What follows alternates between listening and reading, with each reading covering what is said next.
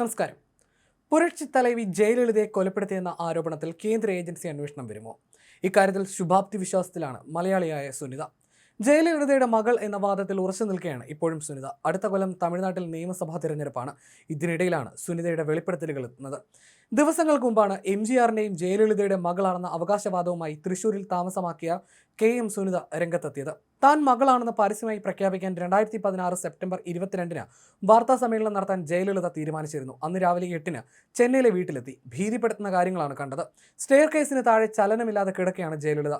മുകളിൽ നിന്ന് തള്ളിയിട്ട നിലയിലായിരുന്നു. TTV ദിനകരൻ, ഇളവരശി, സുധാകരൻ എന്നിവർ അവർക്ക് ചുറ്റും നിൽക്കുന്നുണ്ടായിരുന്നു. VK ശശികല ജയലളിതയുടെ മുഖത്തടിക്കുന്നത് കണ്ടു.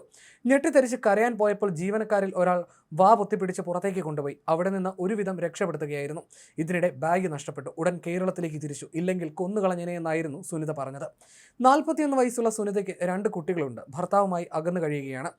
ചെന്നൈയിൽ ജനിച്ച തന്നെ MGR തൻ്റെ ജോലിക്കാരനായ മാധവൻ വഴി കേരളത്തിലേക്ക് മാറ്റി. ഇതിന് ജയലളിതയുടെ അനുമതിയില്ലായിരുന്നു. അതീവ രഹസ്യമായിട്ടായിരുന്നു വളർത്തിയത്. MGR ആണ് സുനിത എന്ന് പേരിട്ടത്. തനിക്ക് 2.5 വയസ്സുള്ളപ്പോൾ അദ്ദേഹം മരിച്ചു. 18 വയസ്സായപ്പോൾ ജയലളിത DNA പരിശോധന നടത്തി താനാണ് അവരുടെ മകളെന്ന് തിരിച്ചറിഞ്ഞിരുന്നുവെന്നും സുനിത പറയുന്നു. ഇടയ്ക്കിടെ ചെന്നൈ പോയിസ് ഗാർഡനിലെ വേദനിലയത്തിൽ ജയലളിതയെ കാണാൻ പോകുമായിരുന്നു. മകളാണെന്ന് തിരിച്ചറിഞ്ഞ നിമിഷം മുതൽ ധനസഹായം കിട്ടിയിരുന്നുവെന്നും സുനിത പറയുന്നു. സുനിത പോയിസ് ഗാർഡനിൽ കണ്ടുവെന്ന് പറയുന്ന 2016 സെപ്റ്റംബർ 22 തന്നെയാണ് ജയലളിതയെ ആശുപത്രിയിൽ പ്രവേശിപ്പിച്ചത്. ഡിസംബർ 6 മരിച്ചു. മരണത്തിൽ ഇപ്പോഴും ദുരൂഹത ഏറെയുണ്ട്. അമ്മയുടെ നല്ലൊരു സുഹൃത്ത് കൂടിയായിരുന്നു മോദിജി. അമ്മ ഇക്കാര്യം എന്നോട് പറഞ്ഞിട്ടുണ്ട്. ആളെ കാണാൻ ഞാൻ ശ്രമിച്ചിരുന്നു, പക്ഷേ പറ്റിയില്ല. മോദിജി സാർ തന്നെ ഇതിന് മുൻകൈയെടുത്ത് എനിക്ക് നീതി വാങ്ങിത്തരുമെന്ന വിശ്വാസത്തിലാണ് ഞാനിരിക്കുന്നത്. എനിക്ക് പണമൊന്നുമല്ല വേണ്ടത്. അമ്മയുടെ ഘാതകരെ നിയമത്തിന് മുന്നിൽ കൊണ്ടുവരണം. അതുമാത്രമാണ് എനിക്ക് വേണ്ടതെന്ന് സുനിത പറഞ്ഞു.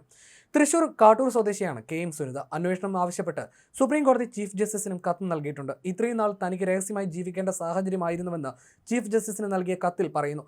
ഭയത്താലാണ് ഇത്രയും കാലം ഒന്നും തുറന്നു പറയാതിരുന്നത്.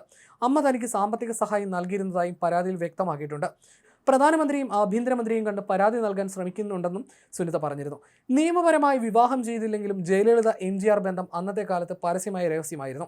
ജയലളിതയ്ക്ക് എന്ന പോലെ MGRന് കുട്ടികളുണ്ടായിരുന്നില്ല. 3 വിവാഹം ചെയ്തെങ്കിലും MGRന് മക്കളുണ്ടായിരുന്നില്ല. ഇതിനു മുമ്പും ജയലളിതയുടെ മകളെന്ന് അവകാശപ്പെട്ട് ആളുകൾ രംഗത്ത് വന്നിട്ടുണ്ട്.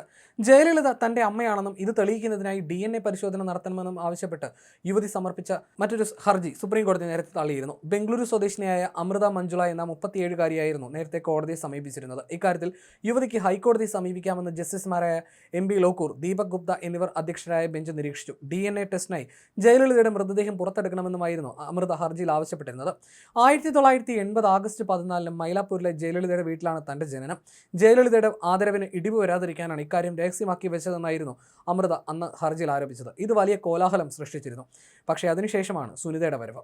പക്ഷേ വെറുതെ പറയുകയല്ല, എല്ലാം തെളിയിക്കാനും തയ്യാറാണെന്നാണ് സുനിത പറയുന്നത്. ജയലളിതയുടെ മരണത്തിൽ സുപ്രീം കോടതി ഇടപെടൽ കൂടാതെ രാഷ്ട്രപതിക്കും പ്രധാനമന്ത്രിക്കും ആഭ്യന്തരമന്ത്രിക്കും പരാതി നൽകാനാണ് സുനിതയുടെ തീരുമാനം. ഇതോടെ തമിഴക രാഷ്ട്രീയത്തിൽ പുതിയ വിവാദത്തിന് തുടക്കമിടുകയാണ്. നേരത്തെ തന്നെ സെലിബ്രിറ്റികളുടെ മക്കളാണെന്ന് പറഞ്ഞ് കേസ് കൊടുക്കുന്ന രീതി പലയിടത്തും ഉണ്ടായിട്ടുണ്ട്. ഐശ്വര്യ റായിയുടെ മുൻ ഭർത്താവാണെന്ന് പറഞ്ഞ് രഹസ്യ മകനാണെന്നും പറഞ്ഞ് 2 ഫേക്ക് കേസുകൾ ഉണ്ടായിട്ടുണ്ട്. നടൻ ധനുഷ് തൻ്റെ ഒളിച്ചോടിപ്പോയ മകനാണെന്ന് പറഞ്ഞ് ഒരു ദമ്പതികൾ നൽകിയ കേസും ചീറ്റിപ്പോയിരുന്നു.